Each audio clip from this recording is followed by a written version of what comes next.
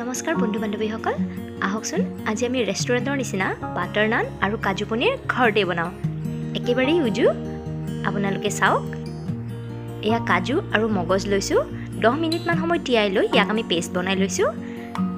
নহৰু, আদা, পিঁয়াজ, লং, ইলাইচি, ডালচেনিৰো আমি পেষ্ট বনাই লৈছোঁ। পনীৰ সৰু সৰুকৈ টুকুৰা কৰি লৈছোঁ।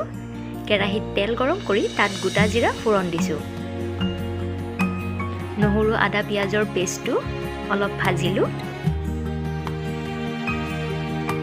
পিঁয়াজখিনি ৰঙচুৱা হোৱাৰ লগে লগে কাজু আৰু মগজৰ পেষ্টটো দি লৰাইছোঁ। আধা চামুচ চেনি আৰু সোৱাদ অনুযায়ী নিমখ দিছোঁ। তাৰপিছত আমি ইয়াতে দিছোঁ 1 কাপ পানী। পানীখিনি দি উতলাওঁ।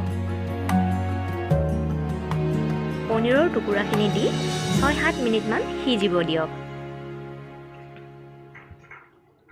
ঘন হৈ অহাৰ লগে লগে আপুনি কচুৰি মেথি দি 1 মিনিটমান সময় ৰান্ধক। আপুনি দেখিব ঘন হৈ আহিছে আৰু আমাৰ কাজু পনীৰ ৰেডি। এতিয়া আমি বনাম বাটাৰ নান। বাটাৰ নানৰ কাৰণে প্ৰয়োজনীয় সামগ্ৰীখিনি হ'ল ময়দা 2 cup, baking powder, baking soda, চেনি আৰু নিমখ, দৈ এবাটি লৈছোঁ আৰু কুহুমীয়া পানী লৈছোঁ। এতিয়া গোটেইখিনি সামগ্ৰী আমি মিক্স কৰি ল'ম। দৈ আৰু কুহুমীয়া পানীখিনিৰ সৈতে একেলগতে আমি গোটেইখিনি মাখি ল'ম। ৰিফাইন তেল দিছোঁ 3 চামুচ। যি ধৰণে আমি ঘৰত সদায় ৰুটি বনাওঁ ঠিক তেনেকুৱাকৈয়ে বনাব পাৰি।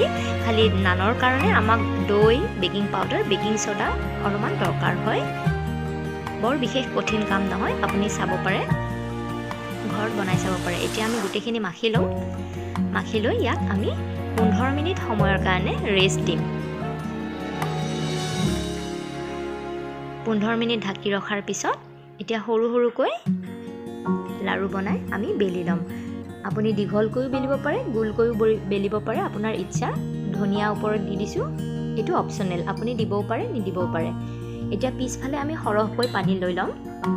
নানখনৰ উল্টা হ'লে পানীটো অলপ বেছিকৈ দিব যাতে টাৱাখনত আঠাৰ দৰে লাগি ধৰে। লাহে লাহেকৈ ফুলি আহিছে, আপুনি দেখিছেই। এতিয়া টাৱাখন আমি ওলটাই দিম। দেখিছে পানী আমি সৰহকৈ দিয়াৰ বাবে নানখন আঠাৰ দৰে টাৱাখনত লাগি ধৰিছে আৰু এইটো পৰি নাহে। এতিয়া আমি বাটাৰ লগাই গৰমে গৰমে পৰিৱেশন কৰিম। আপুনি দেখিছে একেবাৰে ৰেষ্টুৰেণ্টৰ নিচিনা নান আমি ঘৰতে তৈয়াৰ কৰি ল'লোঁ। একেবাৰে কোমল, খাবলৈ বৰ সোৱাদ। আপোনালোকে ঘৰত পৰিয়ালৰ সৈতে একেলগে বনাই পৰিৱেশন কৰক। নমস্কাৰ।